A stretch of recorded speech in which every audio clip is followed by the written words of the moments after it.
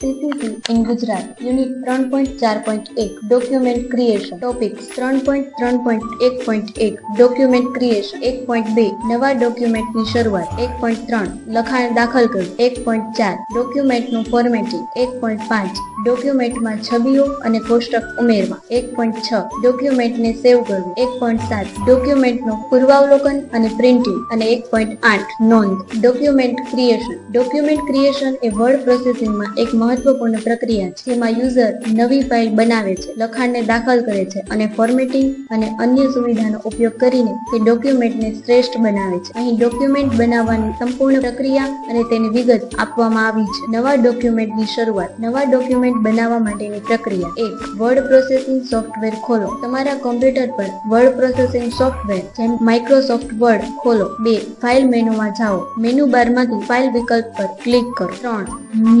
નવું પસંદ કરો. ફાઇલ મેનુમાં ન્યૂ વિકલ્પ પસંદ કરો. તેમાં તમે શૂન્યથી શરૂ કરવા માટે ફૂલ બ્લેન્ક ડોક્યુમેન્ટ પસંદ કરી શકો છો. લખાણ દાખલ કરવું. 1. કર્સર મૂકો. ડોક્યુમેન્ટમાં જ્યાં તમારું લખાણ છે ત્યાં કર્સરને ક્લિક કરીને મૂકો. 2.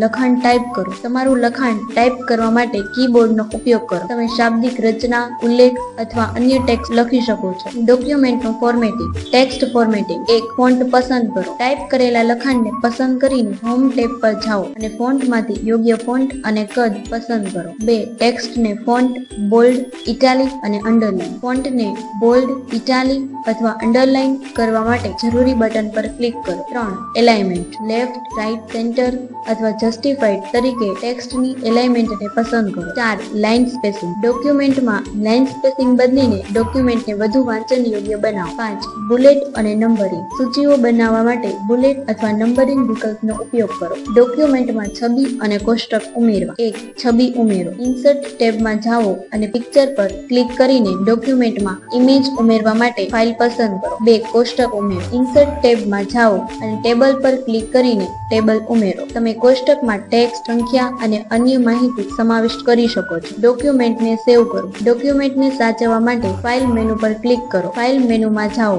સેવ અથવા સેવ એઝ પસંદ કરો. જો ડોક્યુમેન્ટ પહેલેથી જ નામિત છે તો તેને ફક્ત સેવ કરી શકો છો. ડોક્યુમેન્ટને નવી ફાઇલ નામ સાથે સાચવવા માટે આ વિકલ્પનો ઉપયોગ કરો. ફાઇલ માટે નામ પસંદ કરો અને સાચવવા માટે સ્થાન પસંદ કરો. પછી ઓકે બટન પર ક્લિક કરો. ફાઇલનું નામ અને સ્થાન પસંદ કરો. ડોક્યુમેન્ટનું પૂર્વાવલોકન અને પ્રિન્ટિંગ. 1. Print preview. ડોક્યુમેન્ટને પ્રિન્ટ કરવા માટે ફાઇલ મેનુમાંથી પ્રિન્ટ વિકલ્પ પસંદ કરો અને પ્રિન્ટ પ્રિવ્યુ તપાસો. પ્રિન્ટિંગ. જો બધું યોગ્ય છે તો પ્રિન્ટ બટન પર ક્લિક કરીને ડોક્યુમેન્ટને પ્રિન્ટ કરો. નોંધ. ફોર્મેટિંગ. ડોક્યુમેન્ટની દેખાવને બેકગ્રાઉન્ડ કલર, બોર્ડર અને શેડિંગને બદલીને વધુ આકર્ષક બનાવે છે. સંગ્રહણ. નવો ડોક્યુમેન્ટ બનાવતી વખતે એમાં જરૂરી માહિતી દાખલ કરીને અને ફોર્મેટિંગ કરીને વધુ અસરકારક બનશે. Thank you.